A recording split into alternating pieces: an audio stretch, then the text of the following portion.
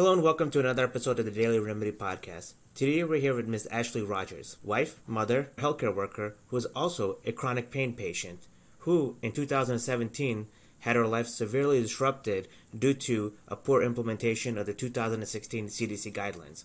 As a result, she developed a network through social media and other online presence and is now actively combating misinformation and pernicious applications of the CDC Guidelines. And with that, I'd like to welcome Ms. Rodgers.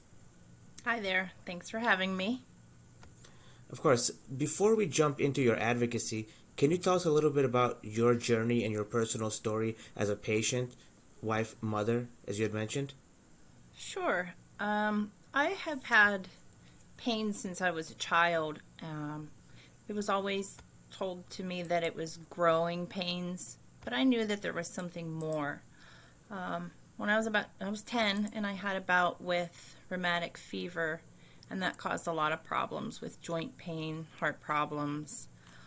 By the time I was 14, I had already had some herniated discs, which apparently is unusual for someone that age. And doctor after doctor, I had heard, "You're too young for that much pain," as if pain discriminates by age. So I wasn't taken serious. So around 18 or 19, I started going to a chiropractor thinking, oh, they'll fix me. They'll make me feel better. And of course, they promised that. Well, a lot of times it made it worse. Now I know that I have arachnoiditis, and chances are that I had it back then. And that could be why the chiropractic visits were making things so much worse. 2006 is when I started going to pain management. I didn't even know it existed. I didn't know it was such a thing, a specialty.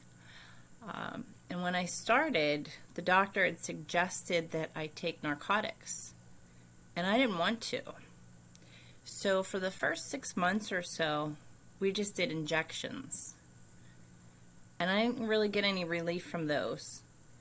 So then I agreed to go ahead and try pain medication, and it just gave me a whole different quality of life. I was able to sleep. I could work without taking breaks all of the time or walking hunched over from the pain. Definitely an improvement there as far as quality of life in general from pain medication. So that's where my journey started. I've been in pain management since. Always been compliant. That's one of the things that we hear with the false narratives, the misinformation. Yeah. So then what happened in 2017 as a patient who is compliant, who is following the protocols as defined by your physician? What happened in 2017? I went in for my regular appointment. Well, first I'll say in 2015 I had a pain pump implanted. And everything was going well. I was receiving breakthrough medication for other pain, such as my neck, because the pump doesn't necessarily take care of that. And I went in one day and the doctor said, "We can't give you your oxycodone anymore." And I felt like I was being singled out. Well, what did I do? Wow. I've never failed a test. I've never missed an appointment. So I was kind of upset because I knew that, first I felt singled out, like I said. And I knew that that just meant more pain. So shortly after that, I saw on the news that there was a rally being held downtown, the Don't Punish Pain rally. And it was like, okay, it's not just me. This is happening to other people. Yeah. And so I started reaching out to others on social media, connecting with people, and saw that this was a growing problem. This was a nationwide problem. And we have to do something about it. And ever since, that's what I've been trying to do. What is it about the advocacy online or the individuals whom you met through online mediums that help you validate what you are going through? We understand each other. We've all been Yeah. gaslit, among other things. Most people Mm-hmm. have had their medications cut, at least cut. A lot of people have been completely abandoned, and they can't find a new doctor to take them on. Pain management has really changed. It's almost non-existent in a lot of places, unfortunately. Yeah. One of the problems we find is a lack of credibility, where patients in your situation, those who are advocating online, and as you have alluded to, experiences gaslighting, they don't seem to have the credibility that other patients may have or other patient advocates may bring. When did you notice this lack of credibility? I would say early on. It's hard to get people to understand what we're going through. I always say people don't get it until they get it. Yeah. And that's been one of the biggest challenges, a big barrier to what we're trying to do.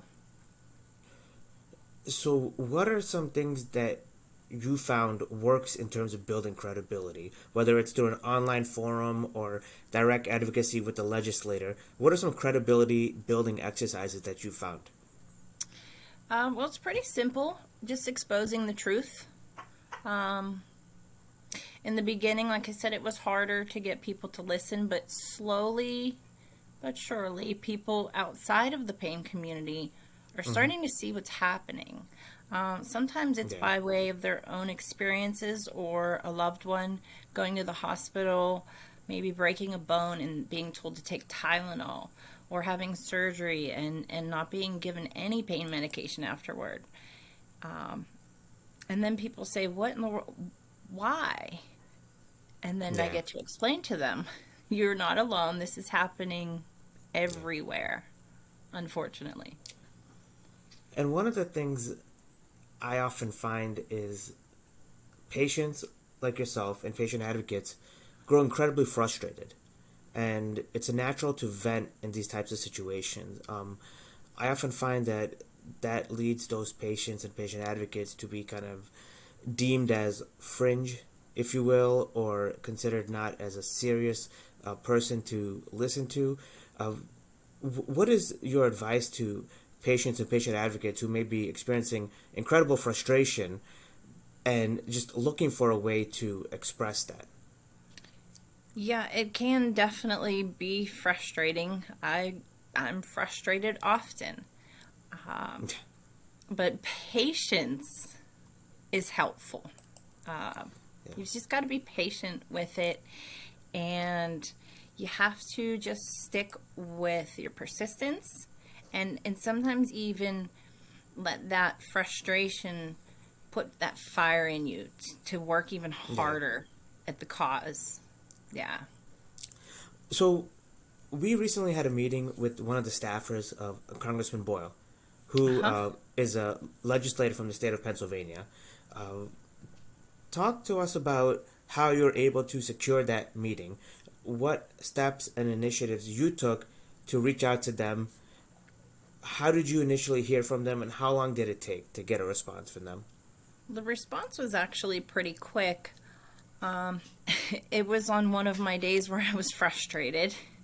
Yeah. And I have mostly been working at a state level, trying to get legislation passed to protect doctors and patients alike.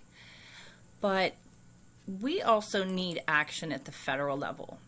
So I was really upset and frustrated one day, and I said, I'm just going to do a mini telethon, and I'm just going to Yeah. Google the Pennsylvania Congress people, and I'm going to call them all, and I'm going to email them. And that's what I did. So, Congressman That's awesome. Boyles, they they responded, and at first, actually, they said, we can't meet with you on this issue. And I didn't even tell them specifically that it was pain management that we were talking about. I just said a healthcare issue that's affecting millions. And Mm. they didn't want to meet, but I pushed. I emailed and they emailed back, and we went back and forth, and I guess they said fine. She's not taking no for an answer. And I wasn't. So they gave me the email of the staffer who does the Yeah. healthcare issues. And we met with her, and that's how that came about. And you were part of it, and thank you. And so, no, of course, it was my pleasure. Before we get to the actual call itself, I want to maybe touch a little bit more on the initial reach outs. And the reason why I'm doing that is because I want people to get a sense of how you engage, the email, the actual content that you had written, because I think that's important. You know, how you write, how you convey yourself impacts whether that dialogue continues or whether it just shuts off immediately. So you were frustrated, fair enough, but it was not as if you wrote these complex emails. You were very direct, very straight to the point, and you got the desired effect. Right. So you got to keep your frustration to yourself.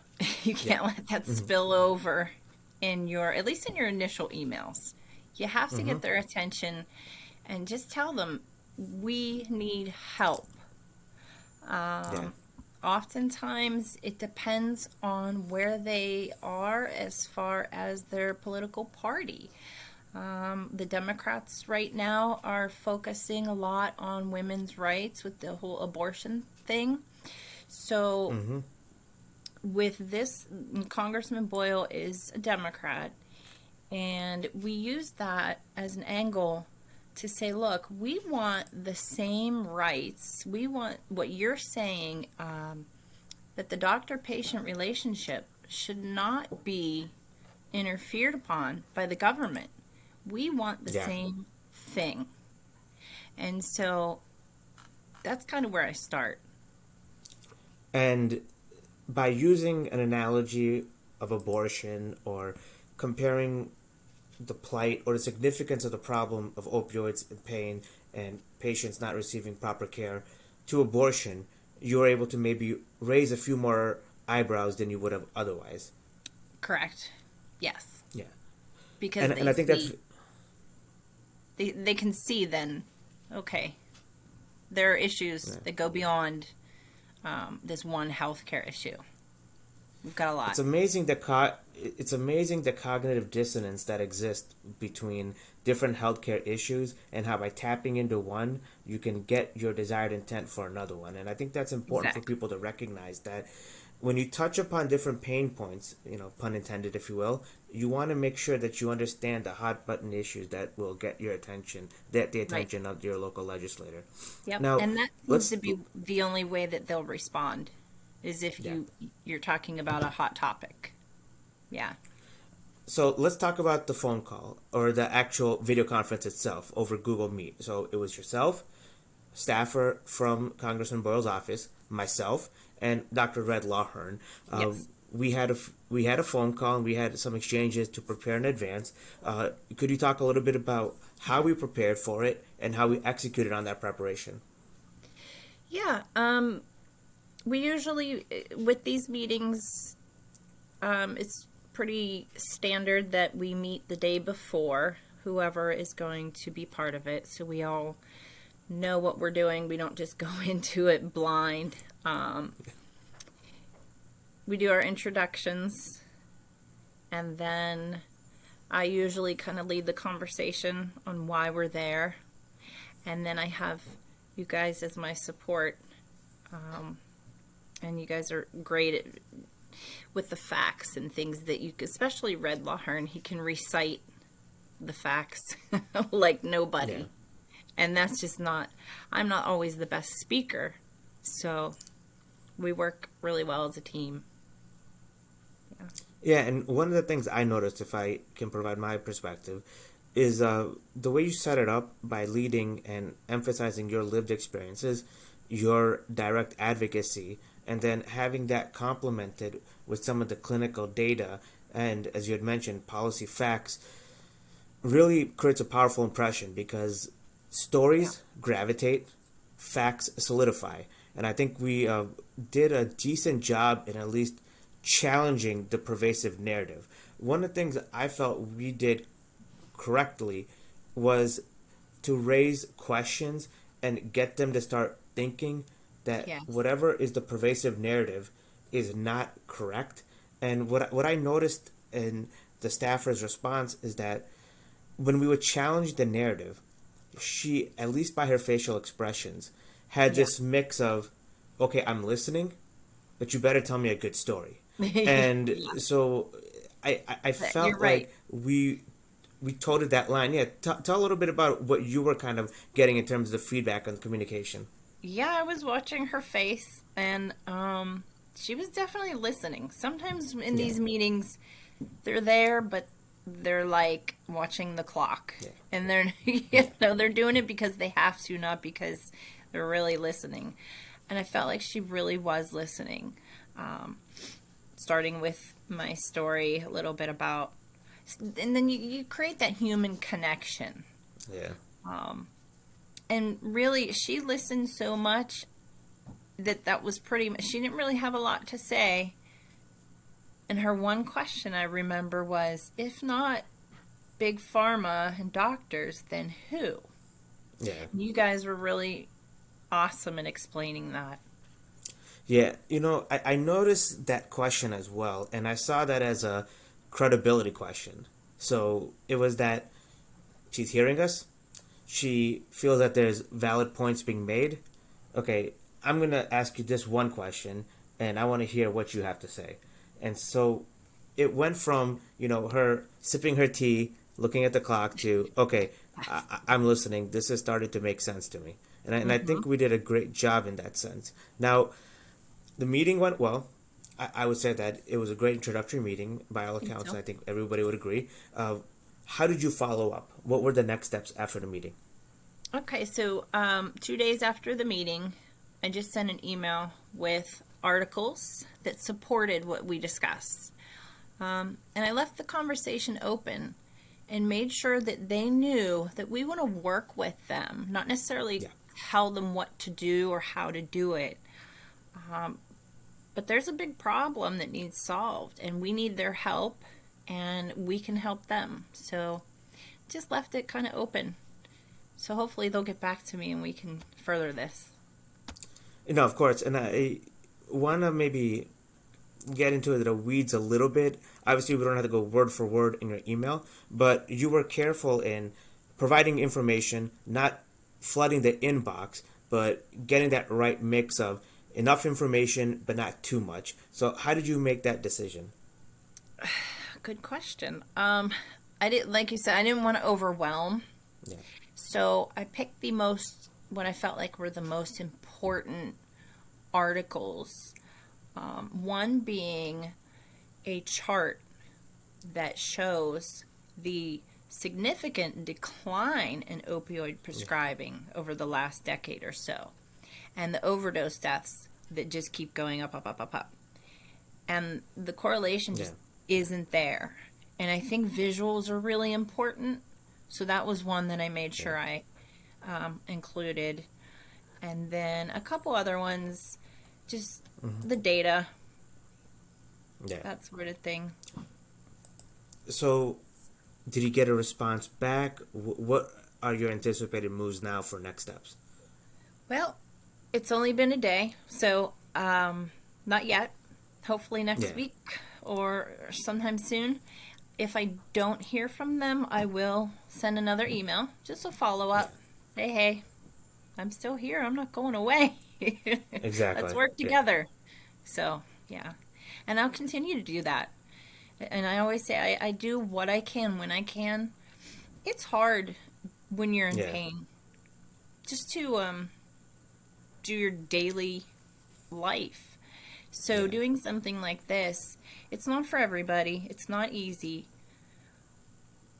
Do what you can when you can. And I really hope that And other people will jump on because we need more people to do this, whether it's a phone call a week, an email a week, um, and following up and holding them accountable too. They are yeah, our elected officials, and they can't just pick and choose the issues they want to work on.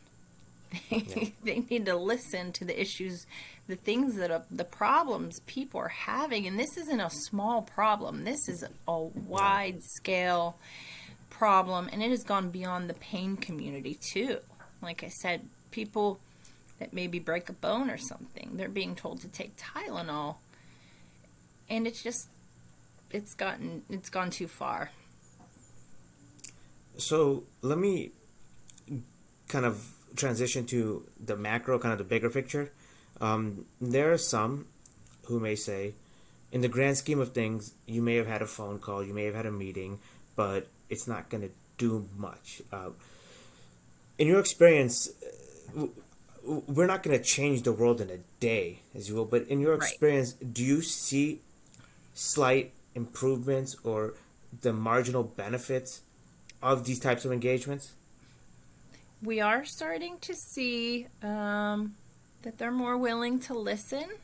Mm-hmm. Some of it actually is thanks to the CDC. A lot of Yeah. people don't trust them anymore. And our problems with the prescriptions started with the CDC guidelines. I mean, it's more involved Yeah. than that, but not to get into too much. But it goes back to the CDC guidelines and the restrictions. And that's something that resonates with people. And that's getting Yeah. attention. That's helping open people's eyes and ears. And then the mistrust of certain agencies. So we're chipping away at it a little at a time. Mm-hmm. And we have to. What other choice do we have? Yeah. We can't give up. Agreed. So, Well, with that, Ms. Rogers, want to maybe conclude now, but obviously this is not the last time we will be engaging with Congressman Boyles, and obviously you know that whatever you need from me and whatever I need from you, we're going to be working together on that. But yes, for those listening who may want to get involved and may be a bit apprehensive, like, I don't know how to write an email. I don't know how to reach out to all these people. Could you provide a contact email that people can reach out to you and ask maybe some of these simple questions? I mean, yeah, there's no such, it's all grassroots advocacy. And an email, no matter how simply formulated, is still an email and it still makes its mark. So please let the audience know how they can get a hold of you and get your advice. sure.